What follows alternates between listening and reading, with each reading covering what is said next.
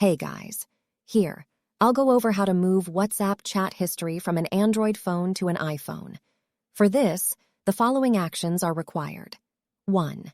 Ensure that your Android device has WhatsApp version 2.22.7.74 or higher installed, and your iPhone has WhatsApp version 2.22.10.70 or higher installed. 2.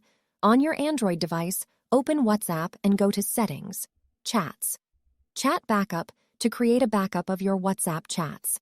3. Install the Move to iOS app on your Android device from the Google Play Store. 4. Turn on your new iPhone and follow the setup process until you reach the Apps and Data screen. Select Move Data from Android option. 5. On your Android device, open the Move to iOS app and follow the on-screen prompts. 6. When prompted, enter the security code displayed on your iPhone. 7. Select WhatsApp on the Transfer Data screen and tap Next. 8. On your Android device, tap Start to prepare the WhatsApp chats for transfer. Once the preparation is complete, you will be signed out of WhatsApp on your Android device. 9. Wait for the transfer process to complete and then tap Continue on your iPhone. 10.